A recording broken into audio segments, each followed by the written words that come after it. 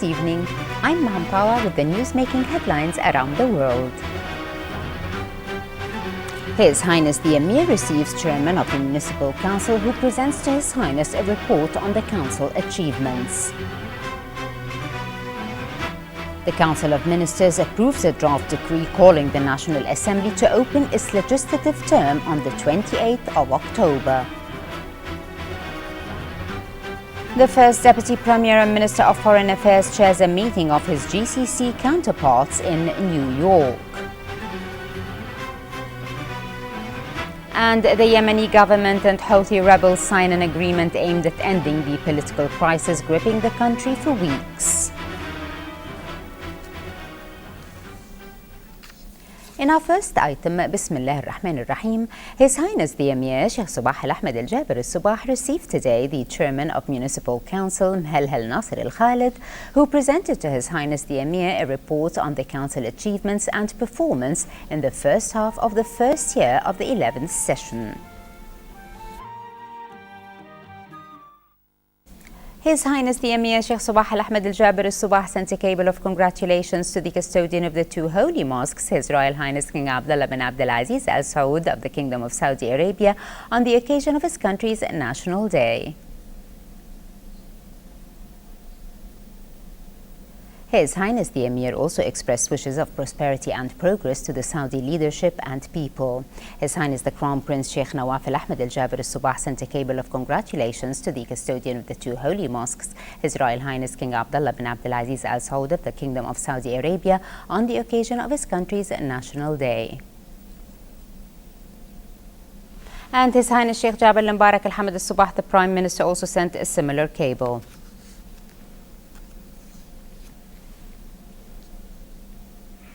His Highness the Emir Sheikh Sabah Al-Ahmed Al-Jaber Al-Sabah sent a cable of congratulations to His Excellency the President of the Republic of Mali, Ibrahim Boubacar Keita, on the occasion of his country's National Day. His Highness the Crown Prince Sheikh Nawaf Al-Ahmed Al-Jaber Al-Sabah sent a cable of congratulations to His Excellency the President of the Republic of Mali, Ibrahim Boubacar Keita, on the occasion of his country's National Day. And His Highness Sheikh Jabal Mubarak Al-Hamad Al-Sabah, the Prime Minister, also sent a similar cable. His Highness the Emir Sheikh Sabah Al-Ahmed Al-Jaber Al-Sabah received a cable of congratulations from His Excellency Abdelaziz Bouteflika, the President of the Algerian Republic. In his cable, President Bouteflika congratulated His Highness the Emir on the honoring held by the United Nations, naming him as a humanitarian leader and Kuwait as a humanitarian center. President Bouteflika lauded His Highness the Emir's contributions to global humanitarian and relief actions. His Highness the Emir sent a reply cable to His Excellency President Bouteflika, thanking him on his good sentiments, which reflected the deeply rooted ties between Kuwait and Algeria.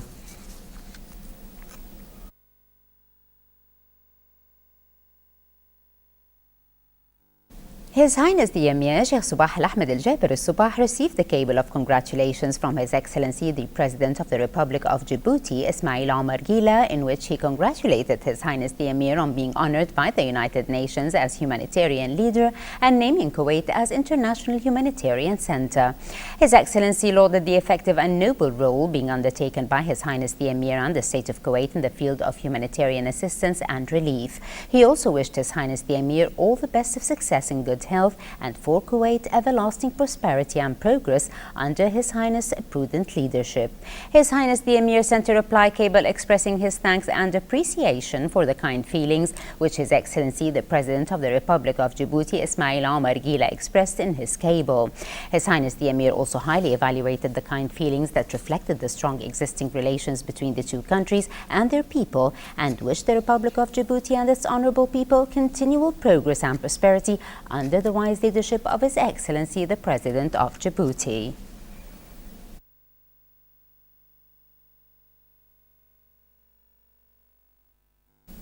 His Highness the Emir Sheikh Sabah Al Ahmed Al Jaber Al Sabah received a cable of congratulations from His Excellency Nabih Berri, the Speaker of the Lebanese House of Representatives, in which he conveyed his and the Parliament members' sincere congratulations for honoring His Highness the Emir as a humanitarian leader and naming Kuwait as a humanitarian center by the United Nations.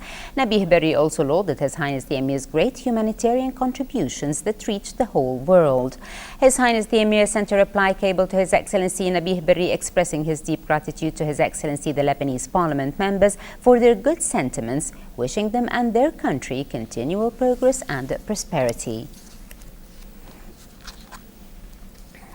The Council of Ministers reviewed in its weekly session today, which was chaired by the Acting Prime Minister, Minister of Interior, Acting Minister of Awqaf and Islamic Affairs and Acting Minister of Defence, Sheikh Mohammed Al-Khalid Al-Hamad Al-Subah, a draft decree calling the National Assembly to open its third ordinary term of the 14th legislative chapter on Tuesday, the 28th of October 2014, in compliance with the Article 86 of the Constitution. The article provides for issuing the decree that calls the National Assembly to start its legislative term before the end of September. The Council of Ministers approved the draft decree and submitted it to His Highness the Emir Sheikh Sabah Al Ahmed Al Jaber Al Sabah. In his briefing after the Cabinet meeting, the Minister of State for Cabinet Affairs and Acting Minister of Justice Sheikh Mohammed Abdullah Al Mbarak Al Sabah said the Cabinet approved a number of draft decrees related to the ratification of several agreements and memos of understanding between the State of Kuwait and the Netherlands, Greece and Iran. He added that the Council of Ministers discussed a report submitted by the Environment Public Authority about the perish of certain kinds of fish off Shuweikh's coast last Thursday and the measures taken by the authority to confront this incident. The report outlined the investigation and tests conducted in the area by local and external expertise to pinpoint the cause of the fish death. The Minister of State for Cabinet Affairs said the Council of Ministers reviewed the potential impact of the construction works in the Sheikh Jaber Al Ahmed Al Sabah Causeway project and concluded that no impact whatsoever has resulted from the current construction work on the fish resources. He added that the Council of Ministers appreciated the efforts being made by the concerned parties to contain the problem. On the other hand, the Council of Ministers decided to consider Wednesday and Thursday, the 8th and 9th of October of 2014, as days of rest to all government ministries and agencies. Sheikh Mohammed Abdullah Al Mbarak Al Sabah said the Cabinet also reviewed political affairs in light of the incoming reports on Arab and international developments. And on the occasion of the Kingdom of Saudi Arabia's National Day, the Council of Ministers extended its deepest congratulations to the custodian of the two holy mosques, King Abdullah bin Abdulaziz Al Saud, and to His Royal Highness Prince Salman bin Abdulaziz Al Saud, Crown Prince, Deputy Premier and Minister of Defence, to His Royal Highness Prince Mijrim bin Abdulaziz Al Saud, Crown Prince and Second Deputy Prime Minister, as well as to the Honourable Saudi people, wishing the custodian of the two holy mosques all the best of health and success in his leadership of the Kingdom of Saudi Arabia. The First Deputy Prime Minister and Foreign Minister Sheikh Sabah Khalid Al-Hamad Al-Subah headed the coordination meeting of Gulf Cooperation Council's GCC foreign ministers held in New York. The meeting, held on the sidelines of the 69th session of the UN General Assembly in the presence of GCC Secretary General Abdel Latif Al-Zayani, discussed regional issues of mutual concern, including the dialogues with international and regional blocs.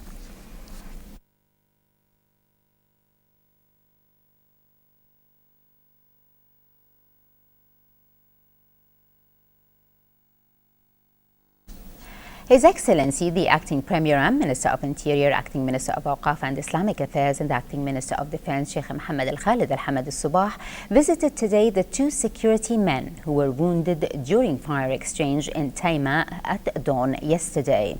His Excellency conveyed to First Sergeant Saad Ghali Lanizi and First Sergeant Abdullah Hamad Jermeen the best wishes for speedy recovery of His Highness the Emir Sheikh Sabah Al Ahmed Al Jaber Al Sabah, His Highness the Crown Prince Sheikh Nawaf Al Ahmed Al Jaber Al Sabah, and His Highness Sheikh Jaber Al Mbarak Al Hamad Al Sabah, the Prime Minister.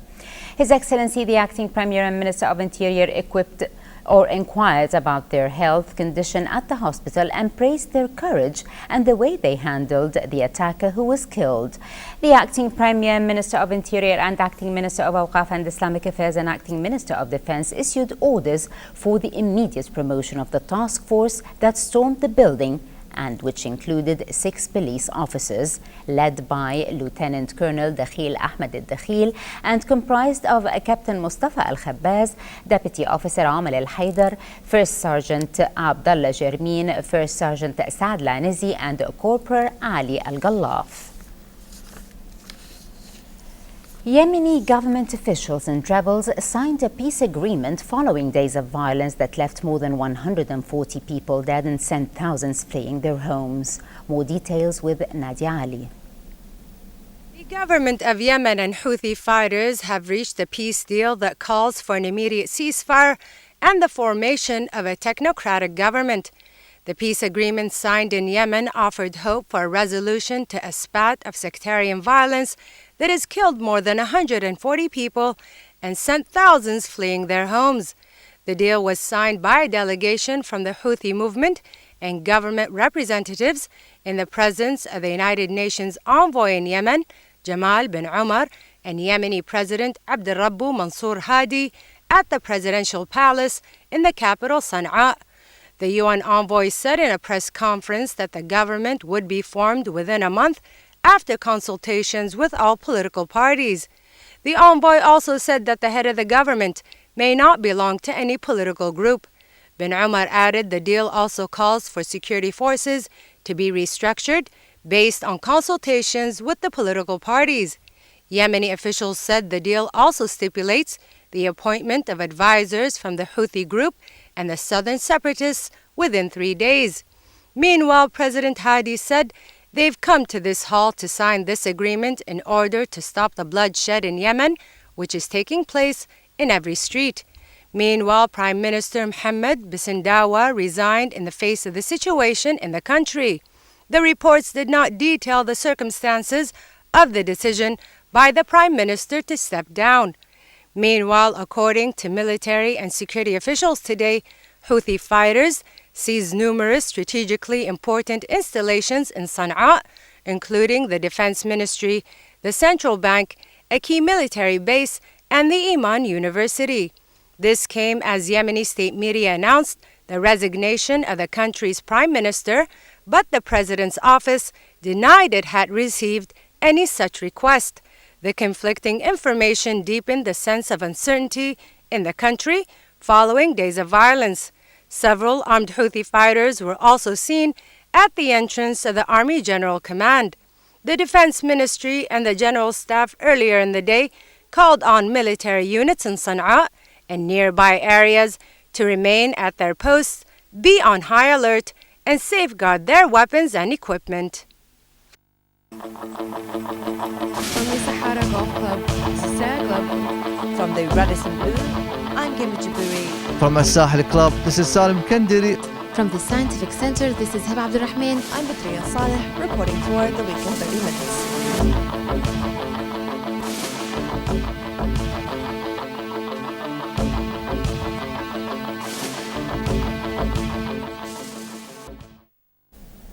As the indirect Palestinian-Israeli talks are expected to resume tomorrow, the Palestinian Hamas party announced it will negotiate a new prisoners release deal. Our reporter Fatma Abdel Karim from Ramallah has the story.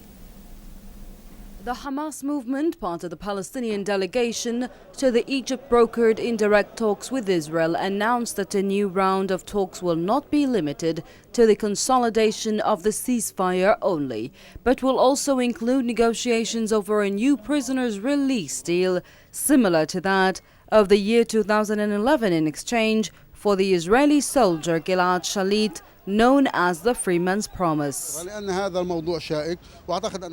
This is a thorny issue. I believe Hamas movement wants to use this card in the best timing possible to enable them to bring back to the Palestinian people the best results and release more prisoners. Hamas's announcement comes as the Palestinian and the Israeli delegations head to Cairo for the Egypt-brokered indirect talks and resume the new round of ceasefire negotiations, which comes almost 1 month after the initial ceasefire was reached to end the latest Israeli war on the besieged Gaza Strip. The issue of any prisoners swap can serve, in Hamas' opinion, to achieve two goals. The first one is to use this issue in order to pressure the Israelis, and in particular to exert more pressure from the Israeli public opinion on the Netanyahu government. The other issue is to deal with the issue of any prisoners swap separately from the negotiations. In the same time, the Palestinian prisoners in the Israeli jails who were rearrested after being released in the 2011 deal have just announced a one-day strike tomorrow to coincide with the relaunch of the talks, which are expected to be tough. The new round of negotiations comes as the Palestinian prisoners behind bars continue to suffer ill treatment and inhumane conditions imposed on them by the Israeli Prisons Authority. However, they are hopeful that the resistance groups will be able to pull out a new exchange deal that will release them to their freedom. Fatma Abdul Karim, Kuwait TV, Ramallah, Palestine. U.S. Secretary of State met his Iranian counterpart Javad Zarif for talks on Iran's nuclear program and the threat posed by the IS group. The discussions on Syria come as Washington and Tehran have both insisted they won't cooperate militarily in the fight against the IS in Iraq or Syria. The U.S. is building an international coalition to fight the IS, but so far has excluded Iran from that group, although the two countries have discussed events in Iraq a number of times in recent weeks.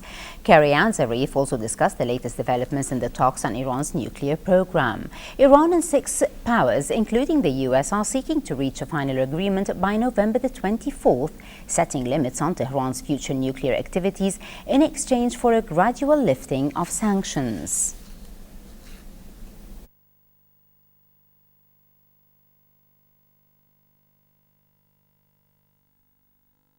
At least 42 civilians have been killed in Syrian government airstrikes on rebel-held territory in the country's northwest. The Britain-based Syrian Observatory for Human Rights said the attacks hit territory in and around the towns of Saraqib and Ihsim in Idlib province.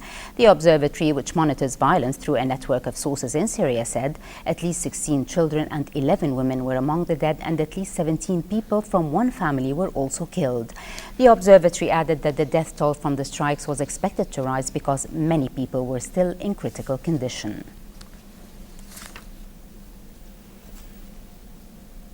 Soldiers and police clashed in the last few days near Libya's biggest Sharara oil field in the south, while separate fighting erupted in the west, not far from the Zawiya refinery. In southern Libya, up to 12 people have been killed in the fighting, which broke out on Wednesday. The fighting started in Obari, a half-hour drive from El Sharara oil field, which was shut last week because of damage to a storage facility at the Zawiya refinery in the north, which it feeds. Meanwhile, gunmen attacked a police station after a failed attempt to smuggle fellow tribesmen from the nearby border with Algeria. Hospital medics said around 27 people were wounded. Libya has plunged into anarchy 3 years after the removal of Muammar al-Gaddafi. An armed group from the western city of Misrata seized Tripoli in August, forcing the elected parliament and senior officials to move to the Far East.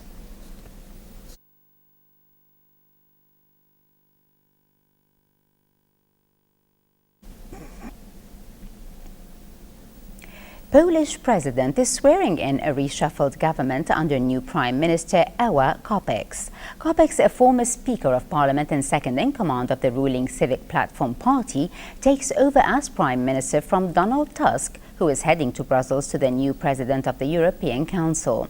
The new government is set to continue the policies of Tusk's centre-right party Civic Platform. However, it will only govern for a year, and much of its efforts are expected to be geared towards winning re-election. 2 people have been killed and others hurt in a series of blasts in China's Jiang region. The blast took place on Sunday in at least 3 locations in Lontai County. Following a number of explosions, the Chinese government on Monday called on the global community to join together to fight terrorism. Jiang has experienced rising unrest in recent months, which has been blamed on militants from the East Turkestan Islamic movement known as the ETIM.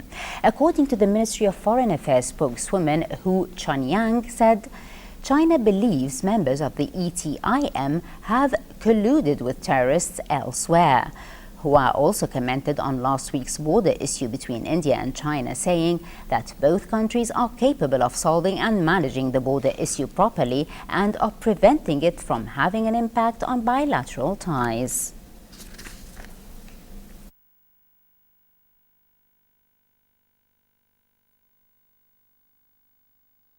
And in local business news, where the 3 main indices of Kuwait Stock Exchange were positive by the end of today's trading session, with the price index gaining 0.53 points and the KSX 15 putting 16.49 points.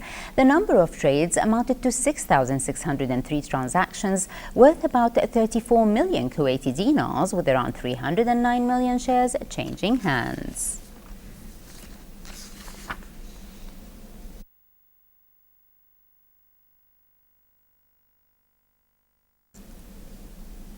And in our final item tonight, the Public Affairs section at the U.S. Embassy Kuwait recently held a roundtable discussion with 2 prominent U.S. researchers as part of the Kuwait efforts of the Ministry of Health and the U.S. government to discuss issues pertaining to the control and prevention of non-communicable diseases such as diabetes and obesity. The roundtable discussion took place at the Sheraton Hotel. Our reporter Ghinwa Jabouri interviewed the doctors in order to further shed light on their visit in this report. Having a healthy lifestyle is one of the most important assets individuals can ever have.